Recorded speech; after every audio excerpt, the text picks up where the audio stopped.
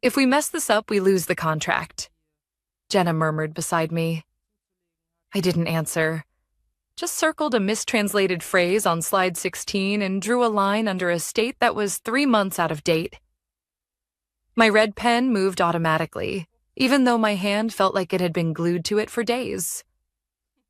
We were 6 hours out from the pitch. The conference room reeked of stale coffee, expo markers, and stress.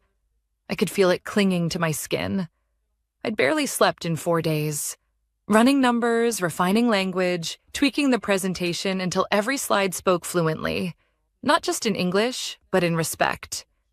Respect for the culture, for the client, for the stakes. Because the client wasn't just any client. It was Daesung Group, South Korea's third largest industrial conglomerate. If we won this, we'd unlock an entire region, a whole portfolio of expansion. I'd spent 11 months building this pitch. Every line of that deck carried a fingerprint. Mine. And I understood Daesung. I'd lived in Seoul, back when I was still clawing my way through mid-level consulting work, translating proposals in tiny conference rooms and learning the nuances of Korean business culture the hard way. No shortcuts, no assumptions, and definitely no arrogance. Which is probably why I sensed something the moment Mark walked in. He didn't knock, didn't smile, just strolled in with that "I'm about to ruin your week" smirk that men in middle management mistake for confidence. "Eva," he said casually, standing way too close to my chair. "Can we talk for a second?" I already knew. My body went still. I stood, collected my folder, the one I'd been guarding like a life raft, and followed him into the glass box of a conference room across the hall. It was empty, sterile, all whiteboards and glass and polished surfaces. No oxygen, just optics. He didn't sit. Of course not. "We've been reviewing things," he said. "Leadership's decided we're going in a new direction for the pitch." I said nothing. I didn't need to. "We've brought in Catherine," he continued. "More executive presence, you know? Big room energy, polished delivery. She'll handle the presentation." I looked at him and said the only word I could muster without snapping. "When?" "This afternoon," he replied like he was telling me the weather. "You've been so helpful prepping everything, truly. But your role is evolving." "Evolving," I repeated, voice flat. "To more internal strategy, frameworks, support functions. Think of this as a demotion." He blinked, didn't deny it, just gave that useless shrug. "We appreciate everything you've done." I smiled then, just enough to confuse him. Then I left. I passed Catherine on my way out. Glossy, blonde, expensive. She smiled. That soft, "you and me are still on the same team" smile. The kind women use when they're too polite to admit they've accepted a stolen seat. I nodded, not angry, because I'd already read the email 2 days ago from Daesung's chief strategy officer. "We're grateful for your clarity and cultural intelligence. If you ever consider working directly with us, please don't hesitate." At the time, I hadn't answered. It felt too bold, too uncertain. But now I knew exactly what I needed to do. 6 hours later, the boardroom was packed. Mark stood at the head of the table, trying to look like the man in charge. Catherine was flipping through my slides like she'd written them. Her posture perfect. Her tone rehearsed. Daesung's executives were polite, but still. Watching. Waiting.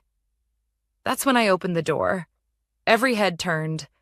I wasn't in business casual anymore.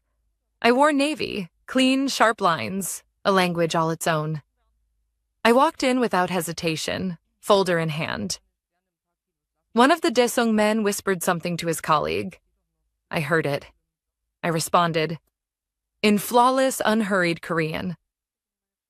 "My consulting fee is now 15%. I work for you. Let's begin." The tension cracked. One of the executives smiled. "Mark?" He didn't move, couldn't speak. Catherine just stared at me like the floor had dropped out beneath her heels. And me? I took the seat at the table, the one they tried to give away. No one said a word after I spoke. The silence stretched, thick, uneasy, like the air had changed density. Then Daesung's lead negotiator, Mr. Kwan, gave a slow nod and leaned back in his seat. His expression didn't break, but I saw it. That flicker, recognition, not just of me, but of what this moment meant. They knew what Mark didn't. They knew I wasn't just someone who could recite numbers in Korean. I was someone who understood what not to say, when to pause, when to bow slightly deeper, when to hold eye contact just long enough to show respect, but not long enough to challenge it. Mark cleared his throat and took one awkward step toward the screen. "Well," he said, voice a little too loud. "Looks like we have a bit of a miscommunication." I didn't let him finish. Still calm, still seated, I looked directly at Mr. Kwan and said in Korean, "Please forgive the confusion. The team structure has recently changed, but I'm still responsible for the core integration strategy." One of the Daesung team members translated quietly for those who didn't speak Korean. I could tell from the murmurs that it landed the right way. Mark looked at Catherine. Catherine looked like she wanted to be anywhere else. I gave them one glance, just one, then turned back to the people who actually mattered. I spent the next 45 minutes doing the presentation I wasn't supposed to give. Slide by slide, walking them through the financial projections, the regulatory roadmap, the localization strategy. When they asked questions, I answered in Korean. Not because I wanted to show off, but because it was efficient, clear, human. That's what business was supposed to be. Not theater, not flash, just understanding. Mutual ground, shared gain. And somewhere around slide 11, I saw it happen. Daesung shifted. They stopped listening like a client being pitched and started responding like a partner being heard. After the meeting, I thanked them in Korean, bowed, and left first, leaving Mark and Catherine blinking behind me. I didn't look back. I went straight to the elevator, my heels echoing through the hallway, adrenaline burning in my chest like a secret I hadn't let out yet. I didn't go back to my desk. I didn't say goodbye. I walked out of the building and got in the car I had called 30 minutes before the presentation began. Destination, the Daesung Hotel Suite. Yes, they'd invited me. 2 hours earlier, Mr. Kwan was already there when I arrived. He didn't waste time. "We'd like to work with you directly," he said. Not "we're considering." Not maybe, just "we'd like to." I let that sit for a second. Then asked, "Would it be structured through a contract with Daesung's US branch?" He shook his head. "We'd prefer to engage you as an external consultant through a third-party firm. Less politics, more control." I already knew the answer. I'd already bought the domain name. The LLC was filed 2 nights ago. "RC Advisory," I said. "Singapore-based. Clean, lean, discreet." He smiled. "We don't need flashy," he said. "We need fluent." After I left the hotel, I walked for a long time. Through the financial district, past the glass towers and startup banners, past the manicured plazas and overpriced coffee carts. I was calm, but I wasn't relaxed, because I knew what was coming next. The moment the news reached Mark, he'd react. He'd panic. He'd try to control the narrative like always, spin it into a leadership transition or strategic misalignment. He'd never admit he'd just fired the one person who could close the biggest deal his company had ever chased. And Catherine? She was just collateral. She'd be thrown under the bus the moment she became inconvenient. But me? I was already building something outside their reach. By the time I got home that night, I had 3 emails. 1. From Daesung's legal team, requesting contract terms. 2. From an executive at a Singapore logistics firm I'd met once at a summit, asking if I was open to independent advisory work. 3rd, and from Mark. Subject line, "We need to talk." I didn't open it. I just smiled, powered up my laptop, and opened the blank contract template I'd saved under the folder. RC Global Deals, Daesung Pitch, Phase 1. I adjusted the title, changed the fee structure to 15% plus success bonus, and added one note at the bottom. All communications will go through RC Advisory effective immediately. Then I hit send. By morning, Mark had left 4 voicemails. The first was cheerful. Too cheerful. "Hey Eva, crazy day yesterday, huh? Let's connect. I think there's a way to smooth this out." The second had undertones of urgency. "Just looping back. There's some confusion with Daesung. Looks like they're trying to go around formal channels. Let's hop on a call. Today, if possible." The third? That one had a tremble under the surface. "Ava, legal says Daesung sent over a draft contract with RC Advisory? What is that? Let's talk. ASAP." The fourth was short. "Call me, now." I didn't respond to any of them. Instead, I sat in the quiet corner of a rooftop cafe in Singapore, watching the sun climb over the skyline like it didn't care about corporate power struggles. I sipped my coffee and drafted the onboarding documents for Daesung, outlined the payment schedule, project scope, and transition strategy. By 9 a.m., they had countersigned. RC Advisory had its first official client. 2 hours later, the chaos at Orbis Tech began to show. Jenna messaged me privately. "Hey, just wanted to say I saw what happened. It was wrong. Catherine's freaking out. Mark's in the war room. No one knows what's going on." I didn't reply, but I bookmarked it. At 11:17 a.m., I received a WeChat message from Mr. Lee, a former client from our Singapore expansion project. "We heard you may be working independently now. Can we schedule a conversation?" By noon, I had 3 exploratory calls booked. 2 in Seoul, 1 in Tokyo. I wasn't hunting them. They were coming to me. That afternoon, I got the email I was expecting. Subject, confidential, immediate action required from Orbis Tech Legal. CC, Mark Hastings. Attachment NDA, non-compete, draft. The attached letter claimed I was in breach of contract for engaging with former clients. They used words like intellectual property, internal knowledge, and my favorite, company loyalty.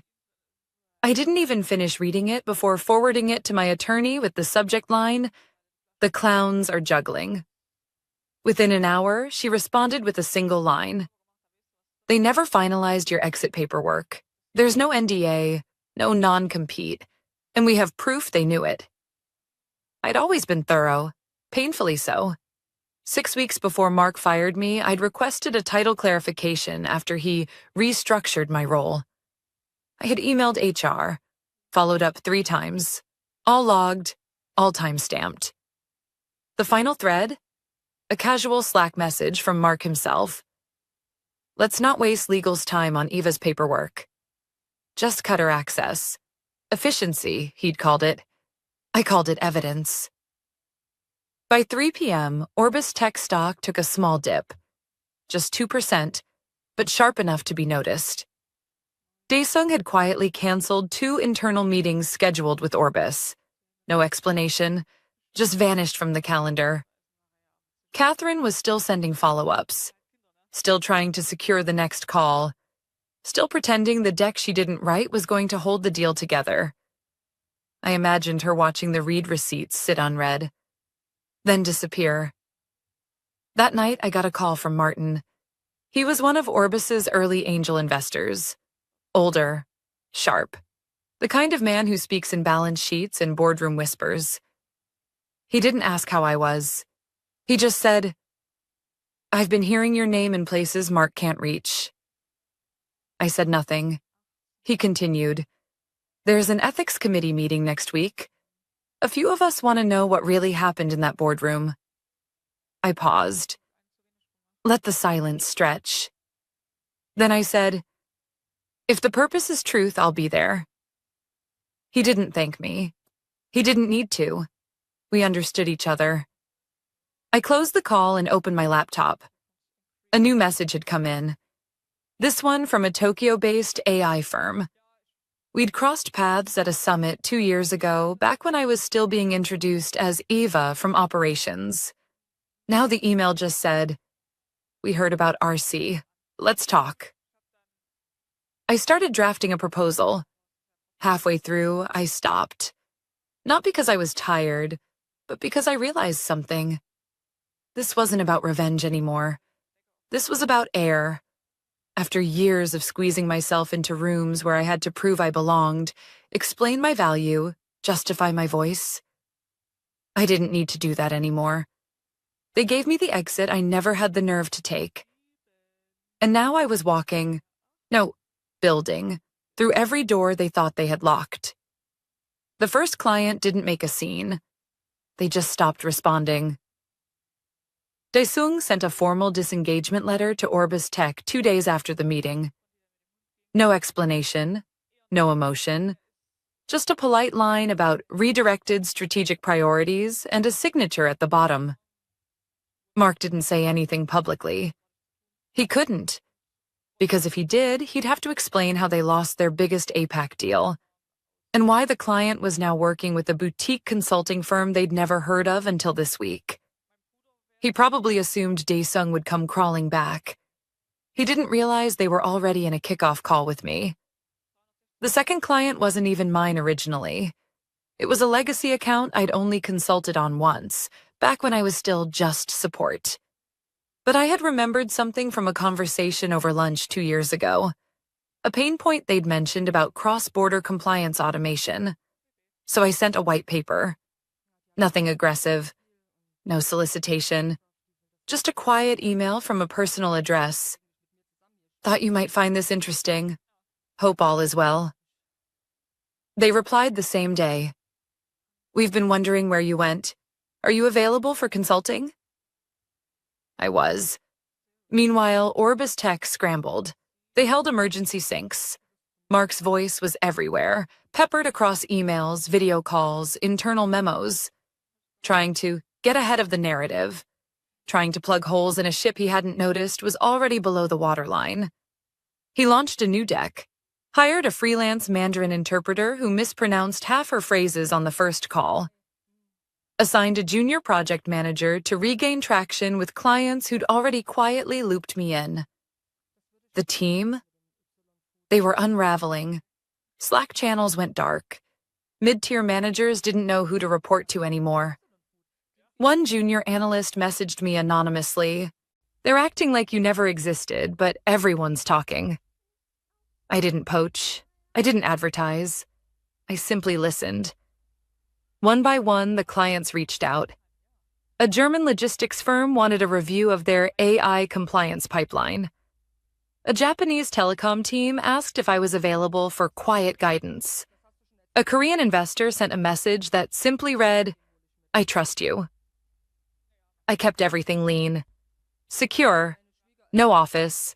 No website beyond a single page that said, RC Advisory, Fluent Strategy, Quiet Strength. Every email came from a burner account. Every invoice routed through encrypted channels. My assistant handled admin from a co-working space in Jakarta. My legal was Singapore-based and 5 steps ahead of Orbis Tech's reaction time. We were invisible. And that made us dangerous. Inside Orbis, things got louder. Mark tried to spin the narrative during an investor briefing. Strategic restructuring, he said, voice too rehearsed. Some accounts were reevaluated. New leadership is taking us forward. But questions came fast. Why had 3 core APAC clients disengaged? Why were contracts being frozen? Where was Catherine? And the best one. Why is our biggest former client's new advisor an ex-employee you fired without a finalized contract? Mark blinked. stuttered, blamed operational missteps. But the room had already turned. Shareholders don't care about apologies. They care about erosion, and they could feel it. I watched the live transcription on mute from my apartment in Seoul. I didn't smile. I just saved the transcript for later. That night, my assistant forwarded me a message marked urgent from inside Orbis, a junior compliance officer, anonymous. The subject line, "They're coming after you." In it, she wrote that legal was drafting a retroactive non-compete, trying to label my client work as sabotage, backdating memos, coordinating with PR to prepare a rogue contractor narrative. I read it slowly, then reread it, and then I laughed. Not because I was amused, because it was so predictable. Mark had never believed in preparation, only in perception. But me? I had screenshots, Slack threads, time-stamped emails, internal compliance requests asking for clarity on my title months before he fired me. And then the cherry on top, a message from Mark himself, 2 days before the Daesung meeting. "Don't loop legal. Let's just handle Eva's exit informally. No need for drama." That line was going to sing in Discovery. By the end of the week, 4 more clients had ghosted Orbis Tech. Mark held a closed-door session with legal. HR followed. Then the board. The walls were closing in. And all I had to do was nothing. Because when you build something from the ground up, you don't need to tear it down. You just stop holding it up. It dropped at 7:03 a.m., Singapore time. The headline was sharp, cold, surgical. Implosion at Orbis Tech. Exposé reveals corporate missteps, lost clients, and a consultant's quiet coup. Byline. Natalie Ho, Business Weekly. 10,000 words, emails, memos, timeline, receipts. There was even a section labeled "The Boardroom Firing Heard Around the World." That's what they were calling it now. My firing. A photo of me walking calmly out of Orbis HQ had already started trending on LinkedIn, captioned by someone I'd never met. She didn't burn the building. She removed the foundation and watched it fall. I didn't post about it. Didn't comment. Didn't share. I didn't need to. By noon, 3 more companies had reached out. 2 wanted consulting retainers. 1 wanted to discuss a potential acquisition of RC Advisory. I said no to the acquisition. I wasn't building something to sell. Not yet. Mark, meanwhile, was unraveling. His name started disappearing from internal press releases. Then came the shareholder meeting. I wasn't there, of course, but Martin was. He'd flown from New York to sit in the front row with a hard copy of the exposé folded neatly in his hand. Mark opened the meeting like a drowning man, asking everyone to stop looking at the water. "There's been a lot of speculation," he said, "but we remain committed to excellence." Someone interrupted from the back of the room. "You mean Rebecca Chang?" He froze. The room didn't. Martin stood and handed a folder to the general counsel. Inside were emails, termination details, missing NDA forms, internal approvals that never happened. Then he said the one sentence that nailed the coffin shut. "You fired the architect of your Asia strategy without paperwork, protection, or process, and now you're blaming her for surviving it." No one defended Mark, because they couldn't, because everything they'd built had rested on me, and they knew it now. That night, I sat alone on a balcony overlooking the Marina Bay skyline. The city buzzed below like it always did. Confident, messy, alive. I had no title, no office, no corporate card. But I had something better. Clients, trust, leverage. My phone buzzed beside me. A message from my assistant. Daesung finalized the new agreement. Japan Telecom followed. And the Singapore contract came in. Total projected value, $61 million over 3 years. I stared at the screen for a long moment, then typed, "Begin onboarding. Quiet rollout only. No announcements." She replied with a thumbs up emoji. No fireworks, no press tour, no revenge arc, just forward momentum. The next morning, Orbis Tech issued their official statement. "We thank Rebecca Chang for her contributions and wish her well in future endeavors." No apology, no correction, just a generic line buried beneath a paragraph of corporate smoke. That was fine, because I wasn't waiting for them to validate me. They had already given me everything I needed. Freedom, proof, and an exit door they never thought I'd use. Later that week, I flew to Tokyo for a private meeting with one of Daisung's regional partners. We met in a quiet conference room on the 27th floor of a glass tower. Minimalist decor, white tea, no slides. The executive greeted me with a bow, then said in flawless Korean, "You were always the reason we stayed with Orbis. We just didn't realize how replaceable they were until you left." I bowed back, then laid the red-lined proposal on the table. Clean, streamlined, already translated. Afterward, I took a walk through a small alleyway market, bought a sweet rice cake from a vendor who didn't recognize me, and sat beneath a cherry blossom tree that was starting to bloom early. I didn't feel triumphant. I felt true. I'd spent years trying to prove I deserved a seat at someone else's table. Now, I was building the table, choosing who got to sit. I didn't burn Orbis Tech to the ground. I just let them watch while I reclaimed everything they thought I couldn't survive without. Client by client, contract by contract, no PR campaign, no revenge press, just results. Because when you speak the language no one bothered to learn, when you build the bridge and become the bridge, they can't fire you. They can only watch as you walk away and never come back.